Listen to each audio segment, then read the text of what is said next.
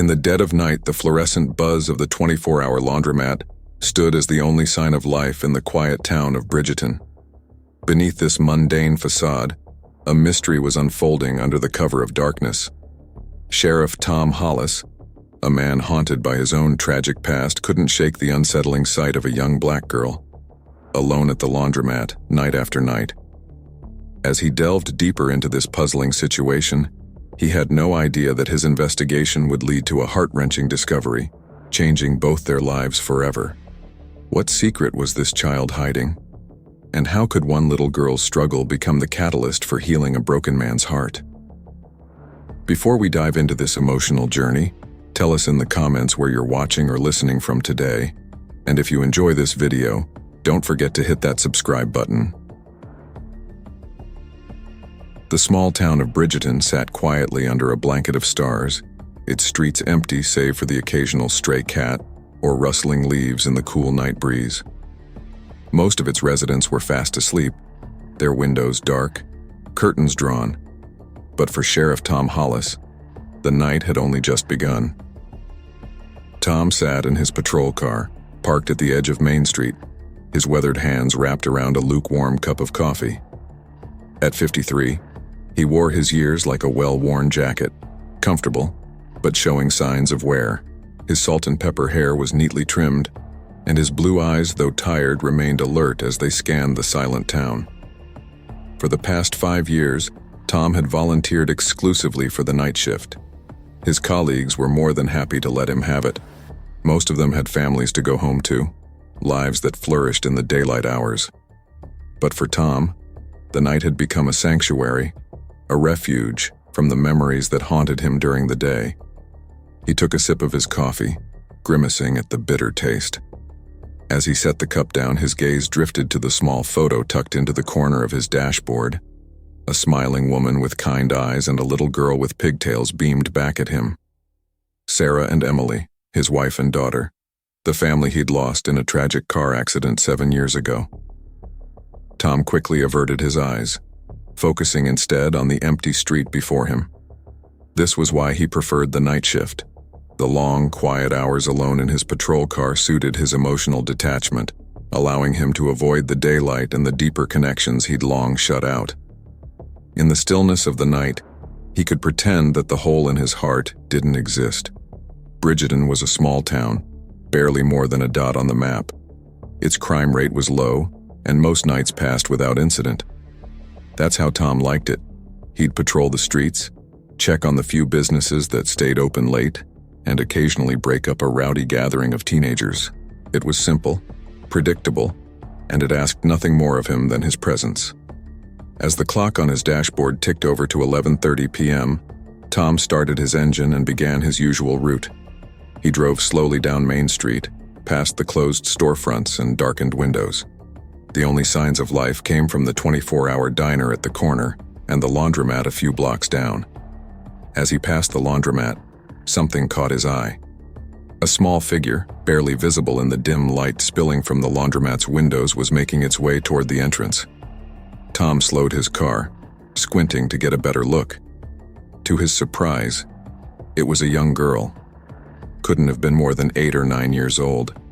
She was black, with her hair pulled back in neat braids, wearing a faded blue jacket that seemed a size too big for her. In her arms, she carried a small bag that looked stuffed with clothes. Tom frowned, his cop instincts kicking in. What was a child doing out this late at night, alone, and at a laundromat of all places? He watched as the girl disappeared into the building, the door swinging shut behind her. For a moment, Tom considered going in to check on her, but then he shook his head. She must be there with a parent, he reasoned. Perhaps they were just running late with the laundry. It wasn't his place to interfere in every little thing he saw. Still, as he drove away, Tom couldn't shake the uneasy feeling in his gut. Something about the sight of that little girl all alone in the night stirred memories he'd rather keep buried. He pushed the thoughts aside, focusing instead on the quiet streets ahead of him. It was probably nothing, he told himself, just a trick of the light or his imagination playing tricks on him. Little did Tom know this seemingly insignificant moment would be the beginning of a mystery that would change his life forever. The next few nights passed in much the same way. Tom would make his rounds, and each time he passed the laundromat, he'd see the same little girl, always alone, always at the same time, always carrying that small bag of clothes. She'd come from around the corner of the laundromat, making it difficult for Tom to see exactly where she was coming from. At first, Tom tried to brush it off. Maybe her parents worked nights, and this was the only time they could do laundry. Maybe she just liked helping out. But as the nights went on and he never saw an adult with her, his curiosity began to grow. He started paying more attention, adjusting his route so he'd pass by the laundromat more frequently. The girl's routine never changed. She'd arrive just before midnight, slip into the laundromat, and stay for hours. Tom would see her through the windows, sometimes methodically sorting clothes, waiting patiently by the machines, folding each item with care. It was on the fifth night that Tom finally admitted to himself that something wasn't right. He pulled his car over across the street from the laundromat and watched as the girl made her way inside. This time he noticed details he'd missed before. The way her clothes hung loosely on her small frame, the careful way she walked as if trying not to draw attention to herself, the quick, nervous glances she cast around before entering the building. Tom felt a tightness in his chest. This wasn't just a kid helping with chores. This was something else entirely. But what? As he sat there, wrestling with his thoughts, he became aware of hushed voices nearby. Two women were walking past his car, engrossed in conversation. As they passed, Tom caught snippets of what they were saying. That little girl again, every night like clockwork. I know it's not right. A child out at this hour. Someone should do something, call social services or... Their voices faded as they walked on, but their words lingered in Tom's mind, so he wasn't the only one who'd noticed. The town was starting to talk. People were getting concerned, and rightfully so, Tom thought. A child alone at night was cause for worry in any circumstance. But something held Tom back from taking immediate action. Maybe it was the memory of his own daughter, and how quick judgments could sometimes do more harm than good.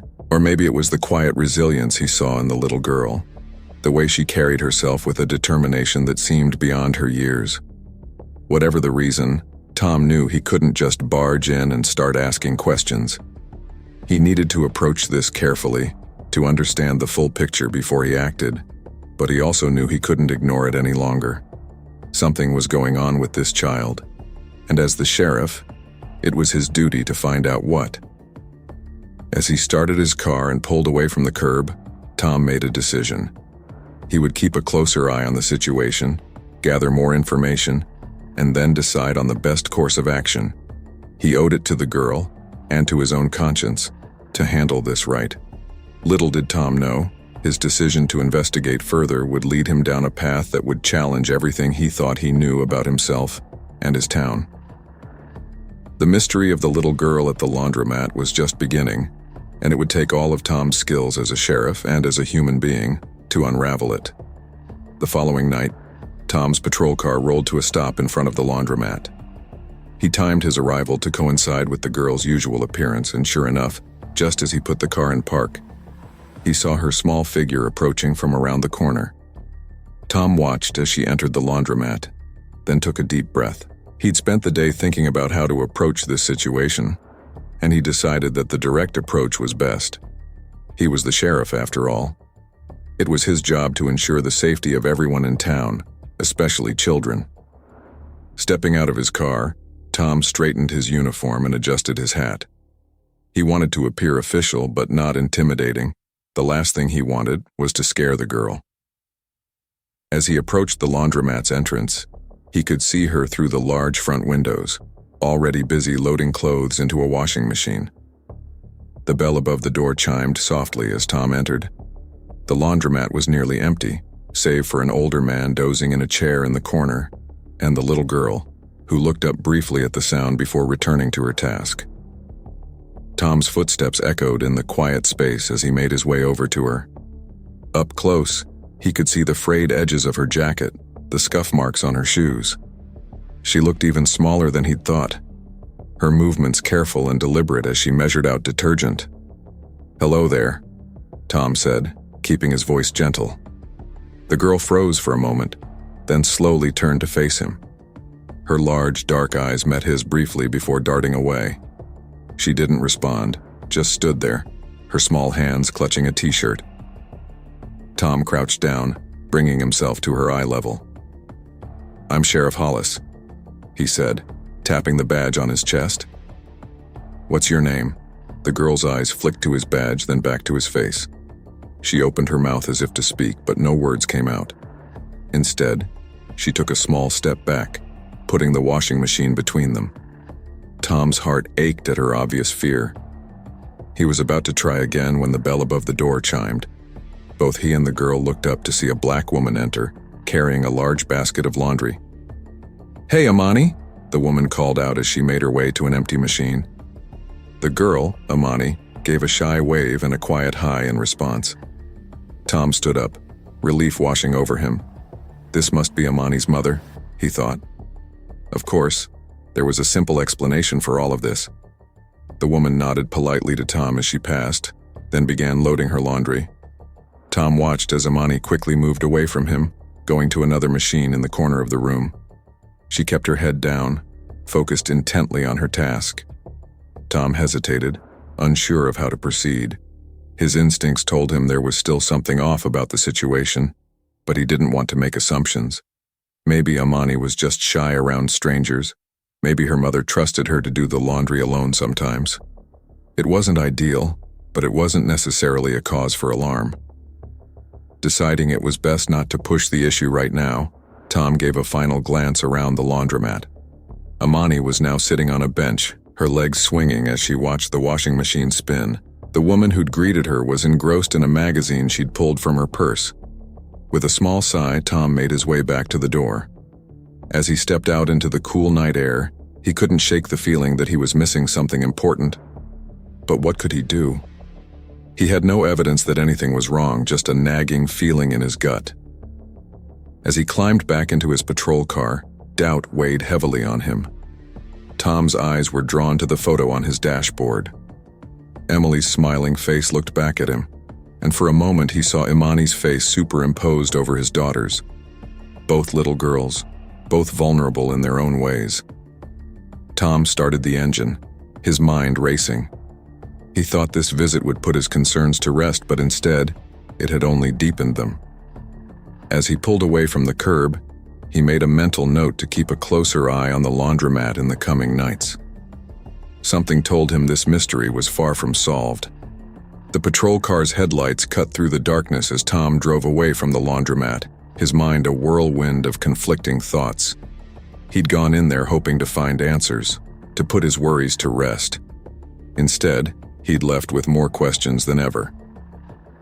As he turned onto Main Street, Tom found himself glancing in his rearview mirror, the laundromat's glowing sign growing smaller in the distance.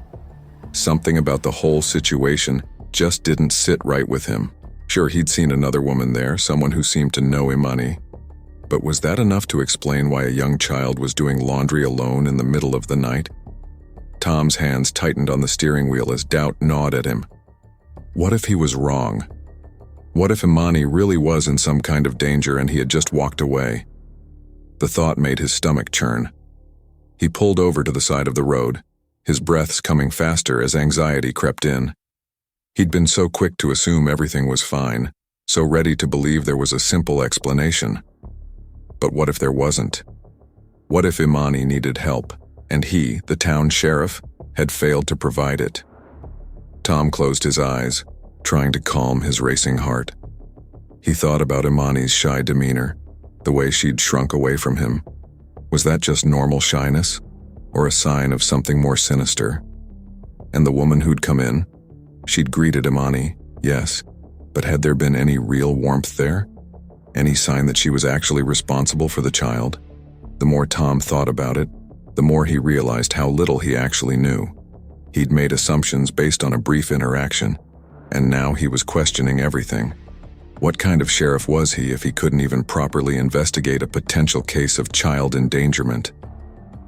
Opening his eyes, Tom stared out at the empty street before him. He couldn't just let this go. He had to know for sure that Imani was safe. If he was wrong, if everything turned out to be fine, then at least he'd have peace of mind. But if he was right, if Imani was in trouble, well, he couldn't live with himself if he didn't do everything in his power to help her. Decision made, Tom put the car back in drive and headed toward the police station. It was time to do some real investigating. The next morning found Tom at his desk, surrounded by papers, with his computer screen glowing with open tabs. He'd spent most of the night digging into records trying to find any information he could about Imani or her family. But as the sun rose, casting long shadows across his cluttered desk, Tom had to admit that he'd come up empty. There was no record of an Imani matching her description in the local school system, no address listed under that name. It was as if the girl simply didn't exist on paper. Frustration gnawed at Tom as he rubbed his tired eyes. How was it possible that a child could be so completely off the grid in a town as small as Bridgeton? Everyone knew everyone else. Or at least, he'd thought they did. Determined not to give up, Tom decided to take a different approach. If official records weren't giving him answers, maybe the townspeople would. He spent the next few days talking to residents, especially those who lived near the laundromat or frequented it regularly. The responses he got were a mixed bag. Some people had noticed Imani, expressing concern about seeing such a young child out late at night. Others hadn't paid much attention, assuming she must be there with family. But no one seemed to know who she was or where she came from. One conversation in particular stuck with Tom. It was with Mrs. Johnson, an elderly woman who lived in the apartment above the laundromat. She'd been doing her laundry late one night when she'd spotted Imani. "Poor little thing looks so tired," Mrs. Johnson had said, her wrinkled face creased with worry. "I offered her a cookie, but she just shook her head and went back to folding her clothes. It's not right, Sheriff. A child that age should be home in bed, not doing laundry at midnight." Tom couldn't help but agree. With each passing day, his concern for Imani grew. He found himself driving by the laundromat more and more frequently, always hoping to catch a glimpse of her to reassure himself that she was okay. But Imani remained an enigma. She appeared like clockwork each night, went about her laundry with quiet efficiency, and then disappeared into the darkness. Tom never saw where she came from or where she went. It was as if she materialized out of thin air, existing only within the confines of the laundromat. As the days turned into weeks, Tom felt a growing sense of responsibility toward Imani. He couldn't explain it, but something about her struck a chord deep within him. Maybe it was the memory of his own daughter, or maybe it was simply his instinct as a protector. Whatever the reason, he knew he couldn't let this go. The mystery of Imani had become more than just a case to solve. It had become a mission, a purpose that filled the empty spaces in Tom's life. For the first time in years, he felt truly invested in something. Beyond his nightly patrols, Tom's newfound sense of purpose came with a heavy weight of responsibility. If Imani was in trouble, every day he hesitated to act could be putting her at greater risk. The thought haunted him, keeping him up at night. When he did manage to sleep, his dreams were filled with images of her vulnerable figure, alone and scared. One particularly restless night, Tom found himself parked across from the laundromat once again. It was well past midnight, and Imani had been inside for hours. He watched her small figure move methodically, folding clothes and arranging them in neat piles. A lump formed in his throat. The scene felt achingly familiar, reminding him of Emily, how she used to help Sarah with the laundry on Saturday mornings. His little girl had always been eager to be helpful, to feel grown up. The memory, usually so painful, now filled him with bittersweet warmth. In that moment, looking at Imani through the laundromat window, Tom made a decision. He couldn't stand by any longer. Whatever was going on with this child, he had to find out. He owed it to Imani, to his own conscience, and to the memory of his family. With a deep breath, Tom stepped out of his car and walked toward the laundromat. He didn't have a plan and wasn't sure what he would say or do, but he knew he had to try.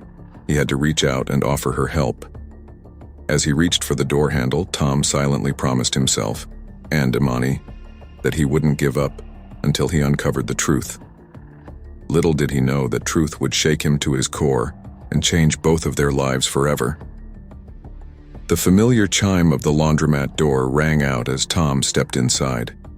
The fluorescent lights buzzed overhead, casting a harsh glow over the rows of washing machines and dryers.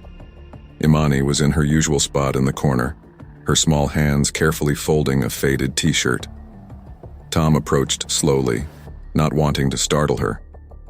"Hello, Imani," he said softly when he was a few feet away. Imani's head snapped up, her eyes wide with surprise and a hint of fear. She took a small step back, clutching the shirt to her chest like a shield. "It's okay," Tom said, crouching down to her level. "I'm not here to bother you. I just want to make sure you're all right." Imani didn't respond, but she didn't run away either.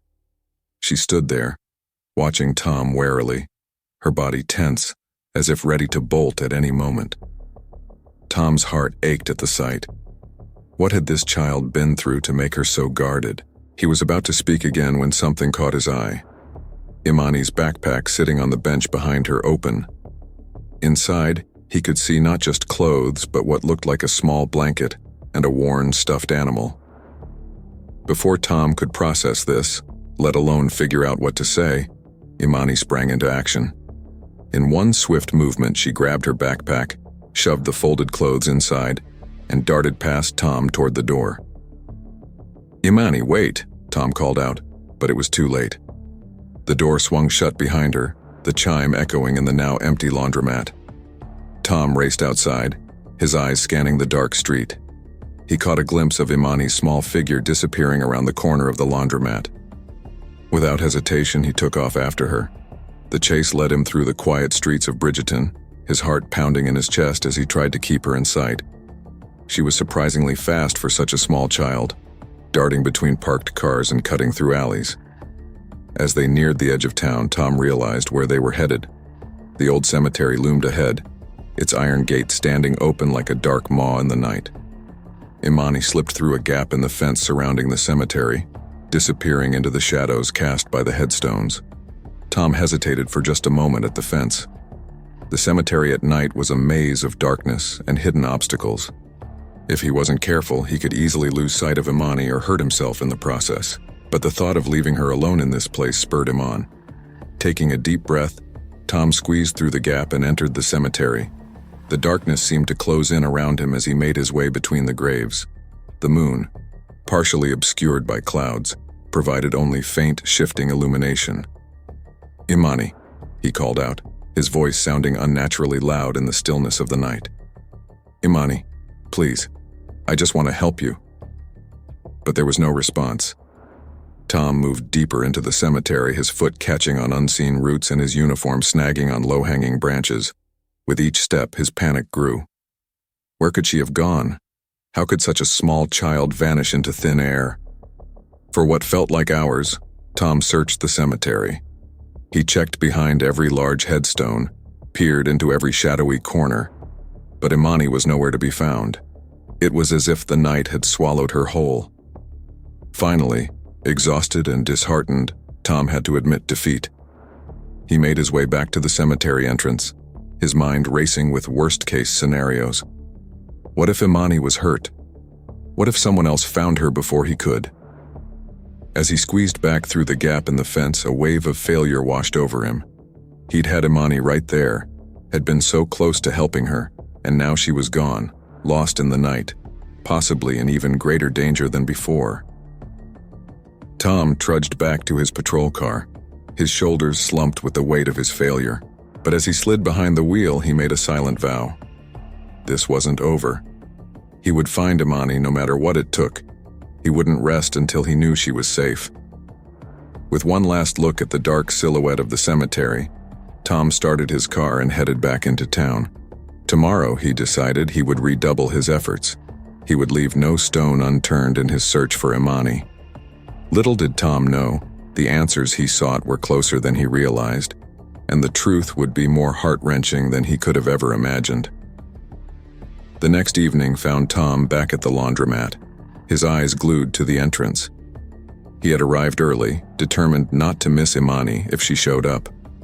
The events of the previous night had left him shaken, filled with a mix of worry and determination. As the hours ticked by, Tom's anxiety grew. What if Imani didn't come? What if his actions the previous night had scared her away for good? The thought made his stomach churn with guilt. But just as he was about to give up hope, a small figure appeared around the corner. Tom's heart leapt as he recognized Imani, her familiar backpack slung over her shoulder. Imani looked around cautiously before slipping into the laundromat. Tom waited, watching through the windows as she went about her usual routine. There was something different this time. She seemed more subdued, her movements slower and more hesitant. Tom's heart ached at the sight. He wanted nothing more than to go in there and reassure her, but he knew he needed to be careful. He couldn't risk scaring her off again. So, he waited. Hour after hour, the laundromat emptied of its other patrons, until by midnight, Imani was the only one left inside. Taking a deep breath to steady his nerves, Tom finally stepped out of his car and approached the laundromat. He opened the door slowly, the familiar chime announcing his presence. Imani's head snapped up at the sound, her eyes wide with recognition and fear. Before she could run, Tom held up his hands in a gesture of peace. "It's okay, Imani," he said softly. "I'm not here to hurt you or take you away. I just want to talk. Is that all right?" Imani hesitated, her body tense as if ready to bolt. But after a long moment, she gave a tiny nod. Tom let out a breath he didn't realize he'd been holding. Slowly, carefully, he made his way over to where Imani stood. As he got closer, he noticed something that made his heart clench. Her eyes were red-rimmed and puffy, as if she'd been crying. "Imani," Tom said gently, crouching down to her level. "I'm worried about you. Can you tell me why you're here all alone every night?" Imani's lower lip trembled, but she stayed silent. Tom was about to speak again when he noticed something else. Her eyelids were drooping, and her small body swayed slightly where she stood. She looked utterly exhausted. Then before his eyes, Imani's legs seemed to give out, and she slumped onto the nearby bench, her eyes fluttering closed despite her obvious efforts to stay awake. Within moments, she was fast asleep, her chest rising and falling with deep, even breaths. The sight hit Tom like a physical blow. This wasn't just a child doing laundry late at night. This was a child with nowhere else to go. A child who had been using the laundromat as a safe haven, a warm place to sleep. Tears welled up in Tom's eyes as the full reality of Imani's situation crashed over him. How long had she been living like this? How had he not realized sooner? As he watched Imani sleep, memories of his own daughter flooded his mind. He thought of Emily, of how small and vulnerable she had looked when she slept. He thought of all the nights he and Sarah had tucked her in, kissed her goodnight, and made sure she felt safe and loved. And now, here was Imani, another little girl, sleeping on a hard bench in a laundromat because she had nowhere else to go. For the first time in years, Sheriff Tom Hollis broke down and cried. Silent tears streamed down his face as he sat on the floor next to the bench, keeping watch over Imani as she slept. In that moment, Tom made a silent vow. He would help this child, no matter what it took. He would make sure she never had to spend another night alone in a laundromat. He would give her the safety and security that every child deserved. As the night wore on, Tom remained at his post, his heart heavy with the weight of his realization, but also filled with a new sense of purpose. He didn't know how yet, but he was going to make things right for Imani. It was the least he could do for her, and for the memory of his own family. The first rays of sunlight were just beginning to peek through the laundromat windows when Imani stirred. Tom, who had dozed off sitting on the floor, snapped awake immediately. He watched as her eyes fluttered open, confusion clouding her features as she took in her surroundings. When her gaze landed on Tom, her eyes widened in fear, and she sat up quickly, clutching her backpack to her chest. "It's okay, Imani," Tom said softly, his voice hoarse from the long night. "You're safe." I'm not going to hurt you." Imani didn't respond, but she didn't try to run either. She just sat there, watching him warily, her small body tense and ready to flee at a moment's notice. Tom took a deep breath, knowing that what he said next could make all the difference. "Imani," he began gently, "I know you're scared, and I understand why. But I want you to know that you don't have to be afraid of me. I'm here to help you." Imani's grip on her backpack loosened slightly, but she remained silent. "Can you tell me why you've been sleeping here?" Tom asked, keeping his voice low and calm. "Where are your parents?" At the mention of parents, Imani's lower lip trembled. For a moment, Tom thought she might start crying. Then, in a voice so quiet he had to strain to hear it, she whispered, "Gone. She got sick. Really sick. And then, she didn't wake up." Tom felt his heart breaking all over again. "Oh, Imani," he breathed. "I'm so sorry. What about your dad, or other family?" Imani shook her head. "Just me and Mom. We came here for a better life, but..." Her voice trailed off, her eyes filling with tears. Tom had to fight back his own tears as he listened. The pieces were starting to fall into place, painting a picture of unimaginable loss and struggle. "How long have you been on your own?" he asked gently. Imani shrugged. "Don't know. A long time." Tom nodded, his mind racing. How had this child managed to survive on her own for so long? And how had everyone, including himself, failed to notice? "Imani," he said, leaning in slightly, "what you've been through, it's more than any child should ever have to face. But I want you to know that you're not alone anymore. I'm here to help you. Will you let me?" Imani looked at him, really looked at him, for the first time. Her dark eyes searched his face, as if trying to gauge his sincerity. "Why?" she asked finally. "Why do you want to help me?" The question caught Tom off guard. For a moment, he wasn't sure how to answer. But then, looking into Imani's eyes, he knew he had to be honest. "Because," he said softly, "a long time ago I had a little girl too. Her name was Emily, and if she were in trouble I'd want someone to help her. Just like I want to help you." Something in Imani's expression shifted at his words. The fear in her eyes was replaced by a glimmer of hope, so faint it was barely visible, but it was there. "What's going to happen to me?" she asked, her voice small and uncertain. Tom reached out slowly, giving Imani plenty of time to pull away if she wanted to. When she didn't, he gently placed his hand on her shoulder. "Well," he said, "first we're going to get you some breakfast. Then, we're going to go to the police station and figure out how to make sure you're safe and taken care of. How does that sound?" Imani hesitated for a moment, then gave a small nod. "Okay," she whispered. Tom felt a wave of relief wash over him. It was a small step, but an important one. "Okay," he echoed, offering Imani a warm smile. "Let's get going then." As they stood up, Imani clutching her backpack and Tom leading the way, he couldn't help but feel a sense of hope. The road ahead wouldn't be easy. There would be questions, paperwork, and difficult decisions. But for now, he had done what he'd set out to do. He had reached Imani, gained her trust, and gotten her to accept his help. It was a beginning, and for the first time in a long time, Tom felt like he was exactly where he needed to be. The drive to the police station was quiet, with Imani sitting in the back seat of Tom's patrol car, her backpack clutched tightly to her chest. Tom kept glancing at her in the rearview mirror, still hardly believing the turn of events that had brought them to this point. As they pulled into the station parking lot, Tom noticed Imani's body tense up again. "It's okay," he reassured her as he parked the car. "We're just going to talk and figure out how to help you. Nothing bad is going to happen, I promise." Imani gave a small nod, but her eyes were wide with apprehension. As they entered the building, the station was quiet at this early hour, with only a few officers starting their morning shifts.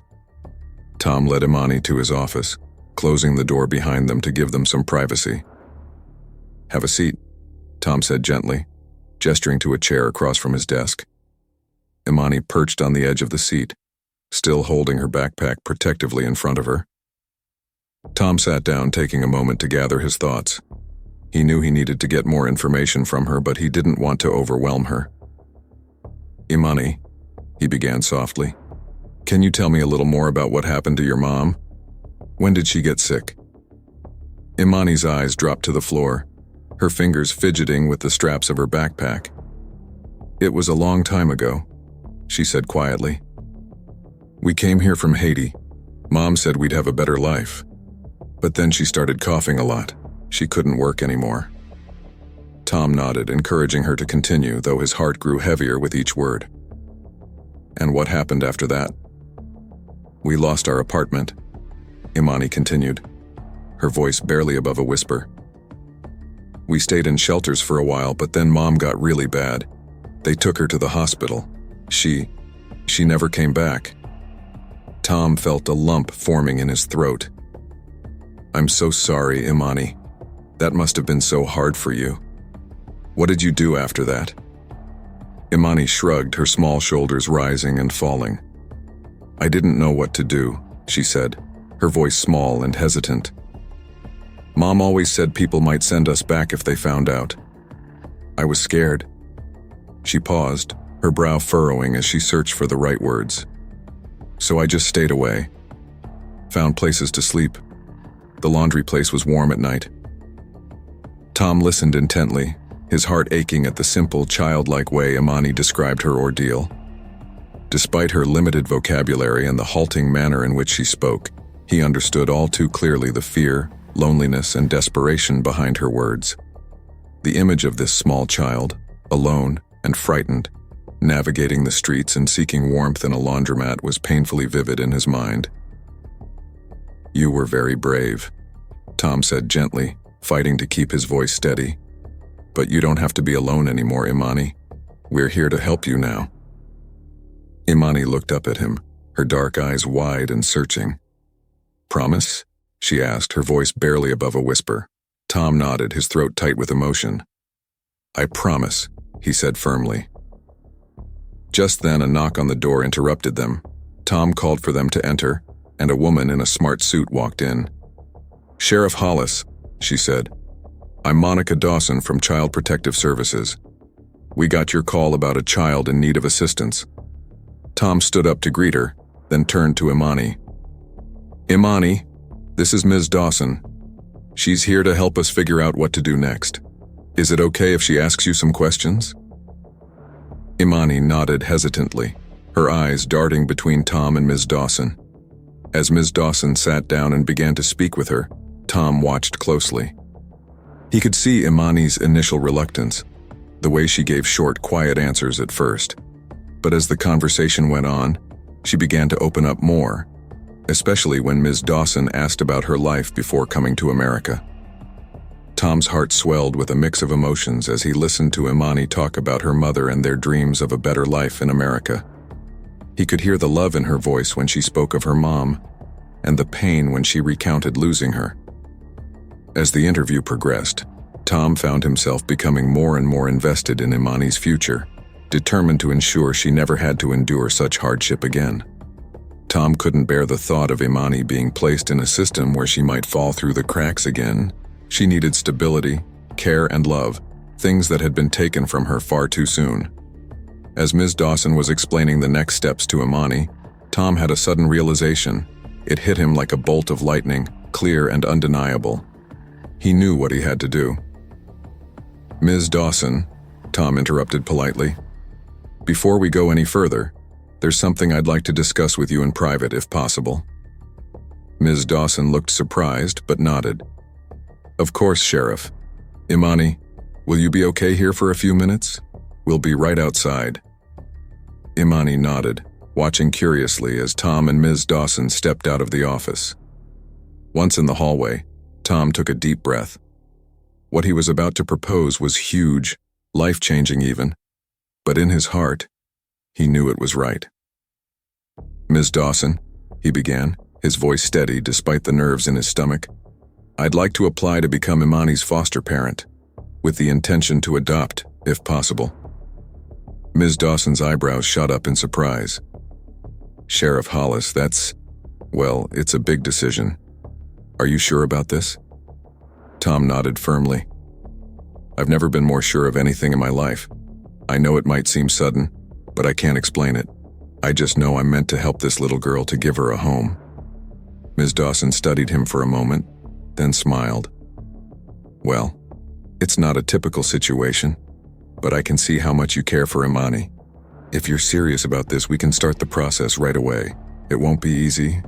There's a lot of paperwork and home visits, but I'll do whatever it takes, Tom interrupted, his voice filled with determination. Imani deserves a chance at a real childhood, at a family. I want to give her that. Ms. Dawson nodded. All right then, Sheriff. Let's go talk to Imani about this, shall we? As they re-entered the office, Tom felt a mixture of nervousness and excitement. He crouched down beside Imani's chair. Imani, he said gently, how would you feel about coming to live with me? Not just for a little while, but maybe for good? Imani's eyes widened in disbelief. Really? She whispered. You want me? Tom felt tears prickling at the corners of his eyes. Yes, Imani. I want you to be part of my family, if that's okay with you.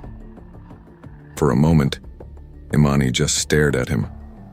Then slowly, a smile spread across her face. The first real smile Tom had seen from her. In that moment, he knew their lives were about to change forever. The next few weeks were a whirlwind of activity. Tom threw himself into the process of becoming Imani's legal guardian, with a determination he hadn't felt in years. There were forms to fill out, background checks to pass, and home visits to prepare for. Despite the challenges, Tom never wavered. Thanks to his position as sheriff and the urgency of Imani's situation, he had been granted temporary custody while the formal processes were underway. It was an adjustment for both of them, but Tom could see Imani slowly starting to trust him, to believe that this new life might actually be real. During one of the required home visits, Tom met Imani's assigned social worker, Sarah Thompson. They sat in the living room, and Tom could see the weariness in Imani's eyes as Sarah tried to engage her in conversation. Imani, Sarah said gently, can you tell me a bit about how things have been for you lately? Imani glanced at Tom for reassurance. He gave her an encouraging nod, and she took a deep breath. It's different now, Imani said quietly, her fingers fidgeting with the hem of her shirt. Good different, but sometimes it's hard to talk about before. Tom felt warmth spread through his chest at her words. He wanted nothing more than to hug her, but he knew she needed to open up in her own time. You're doing great, Imani, he said softly. I'm right here with you. Sarah smiled at Imani. Can you tell me how things have changed since you started living with Sheriff Tom? Imani's face brightened a little. I'm not scared all the time anymore, she said. And I have a real bed now. Sheriff Tom even got me my own blanket with butterflies on it. Tom felt a lump in his throat at the joy in Imani's voice over something as simple as a blanket. That sounds lovely, Sarah said warmly. What else do you like about staying with Sheriff Tom? Imani thought for a moment. He makes me pancakes on Saturdays, she said with a small smile. And he reads me stories before bed, even when he's tired from work. Tom hadn't realized how much these small gestures had meant to her. He made a mental note to keep up their Saturday pancake tradition. It sounds like you and Sheriff Tom have developed a nice routine, Sarah observed. How does that make you feel, Imani? Imani's brow furrowed as she considered the question. Safe, she said finally. And happy. I didn't think I could be happy again after. She trailed off, her eyes growing distant. It's okay, Tom said gently, patting her hand. You don't have to talk about anything you're not ready for. Sarah nodded. That's right, Imani. We can focus on the present and the future. Speaking of which, what are you looking forward to most about possibly living with Sheriff Tom permanently? Imani's eyes lit up. We're going to paint my room, Sheriff Tom said I can pick any color I want. I think I want yellow, like sunshine. As Imani chatted with Sarah about her hopes, Tom felt a profound sense of gratitude. Seeing Imani come out of her shell, hearing her talk about a future filled with hope, it was more than he had ever imagined when he first found her. "Imani," Sarah said as their session wound down, "you've been incredibly brave, but you know you don't have to face things alone anymore, right? Sheriff Hollis wants to give you a permanent home, a family." Imani looked up at Tom, a glimmer of hope in her eyes. "Really?" she asked, her voice filled with longing. "You really want me to stay forever?" Tom knelt in front of her, taking her small hands in his. "Yes, Imani, I want you to be part of my family.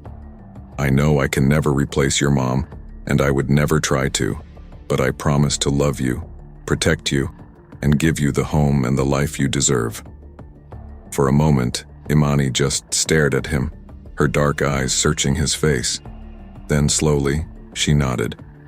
"Okay," she whispered. I'd like that." Tom's heart swelled with joy. He looked up at Sarah, who smiled warmly. "So, what's next?" Tom asked, his voice filled with determination.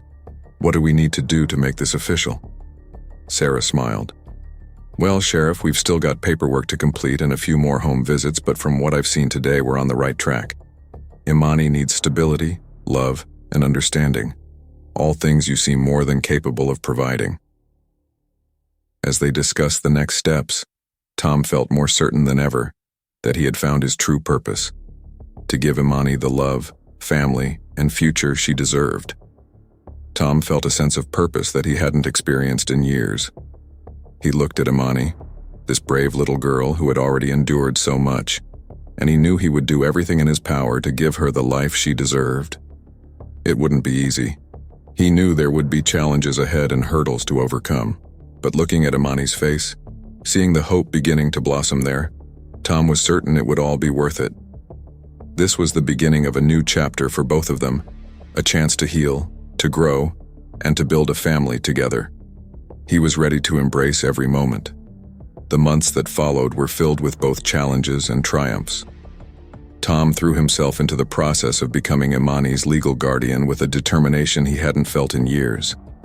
There were mountains of paperwork to complete, interviews to attend, and home visits to prepare for. Through it all, Tom never wavered in his commitment. Imani, for her part, began to slowly open up as she settled into life with Tom.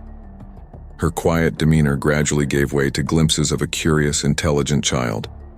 There were difficult moments, of course, nightmares that left her crying out in the night, moments of fear or uncertainty that caused her to retreat into herself. But with each passing day, Tom could see her beginning to trust and believe that this new life was real and lasting. One sunny afternoon, as they sat on the porch of Tom's house, now their house, Imani looked up at him with serious eyes. "Sheriff Tom," she said quietly, still calling him that sometimes out of habit, "are you sure you want to keep me forever?" Tom felt his heart clench at the vulnerability in her voice. He knelt down in front of her, looking her straight in the eye. "Imani," he said firmly, "I have never been more sure of anything in my life. You are my family now, and that's forever, no matter what." Imani's eyes welled up with tears, but for once they were tears of joy. She threw her arms around Tom's neck, hugging him tightly. "I love you, Dad," she whispered, the words still new and precious on her lips. Tom hugged her back, his own eyes misty. "I love you too, sweetheart. So much." The day of the adoption hearing finally arrived. Tom stood in the courthouse holding Imani's hand tightly as the judge reviewed their case. He found himself holding his breath. This was it, the moment that would make their family official. Having reviewed all the evidence and testimonies, the judge said, a smile playing at the corners of her mouth, "I am pleased to approve this adoption. Congratulations, Sheriff Hollis and Imani. You are now, in the eyes of the law, father and daughter."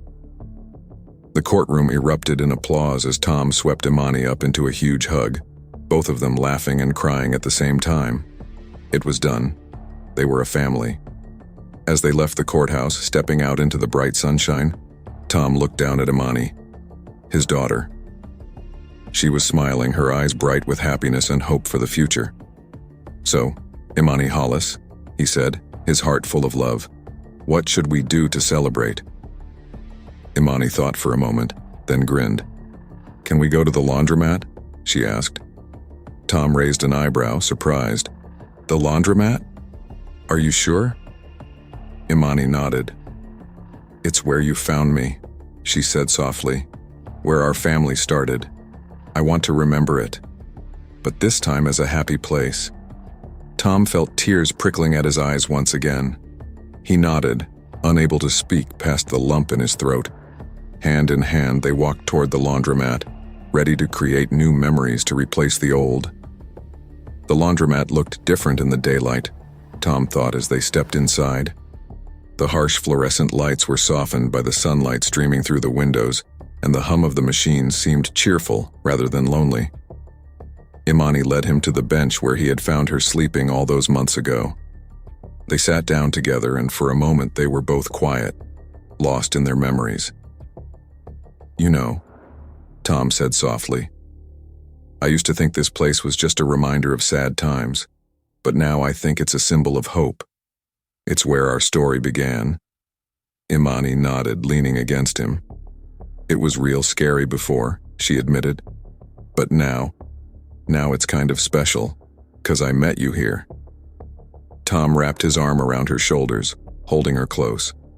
As they sat there, he marveled at how far they'd come. The quiet, frightened girl he discovered in this very spot was now his daughter, still quiet at times, but growing more confident and happy with each passing day. Over the next few weeks, they continued to bond, creating new routines and traditions that filled their lives with laughter and joy. Tom made it a point to involve Imani in everything, from grocery shopping to decorating her new room. He loved watching her express her personality through the choices she made, and it filled him with pride. Imani's room was painted a bright, cheerful yellow, just like she wanted. They spent afternoons picking out new bedspread patterns and discussing which toys would go on the shelves. Each new addition to her room was a step forward, a small yet significant piece of the life they were building together. As the seasons changed, so did their relationship. Tom took Imani on outings, nature hikes, trips to the library, and visits to the local fair. Each experience was a chance for them to connect, to make memories that would anchor their bond. Tom reveled in seeing Imani's laughter, hearing her talk animatedly about the things she loved. But with the joy also came the occasional reminder of the past. There were still moments when Imani would retreat, shadows of her old fears creeping in. On those days, Tom would sit with her, assuring her that she was safe, that she was home. They would read her favorite books together or bake cookies, allowing the simple comforts of their life to wash away the remnants of pain. In time, Imani flourished. Her confidence blossomed and she began to make friends at school. Tom was there for her first day, holding her hand and encouraging her to be brave.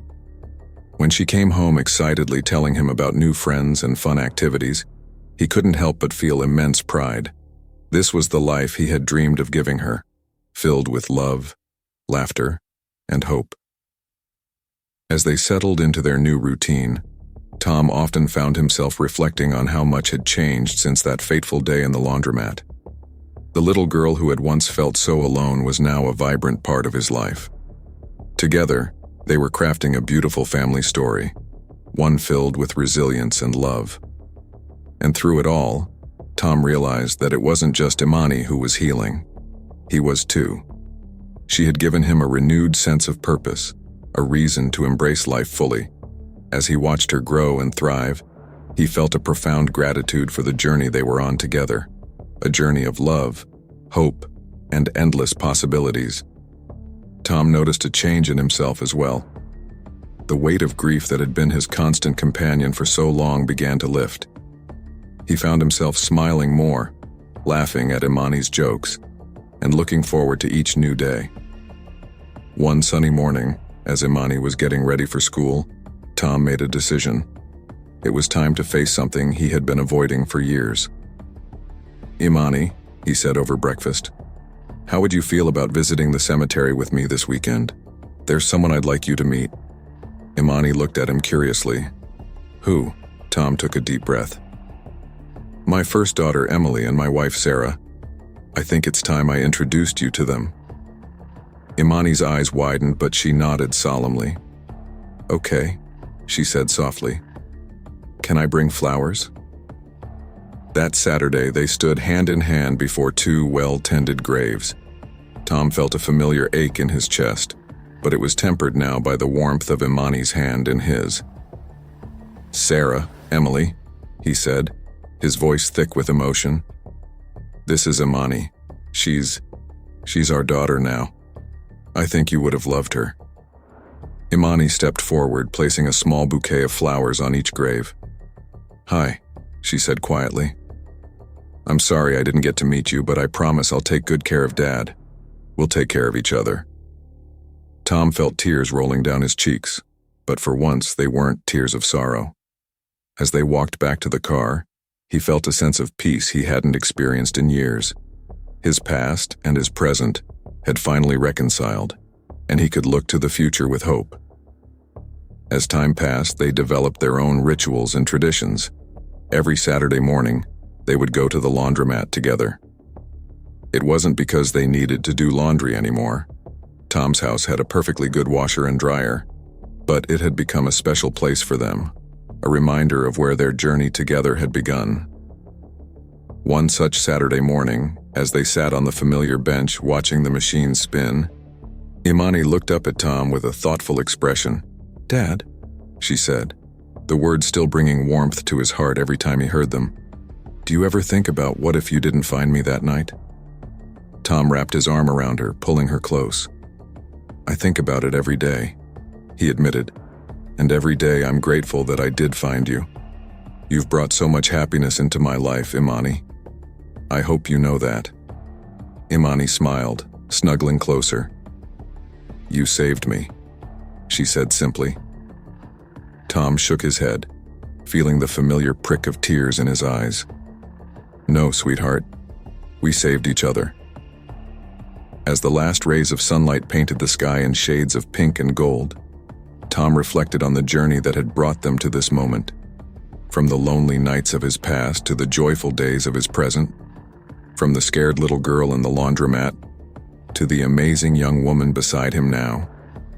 Life had taken them both on a difficult path full of loss and hardship, but it had also led them to each other, to the family they had built together. And as Tom sat there, his daughter by his side and a future full of promise ahead of them, he knew that every step of that journey had been worth it. In the end, it wasn't just about a sheriff discovering why a little girl was at the laundromat every night. It was about two lonely souls finding each other, about healing and hope, and about the incredible power of love to transform lives. Thank you for joining us on this heartfelt journey of unexpected family and newfound hope.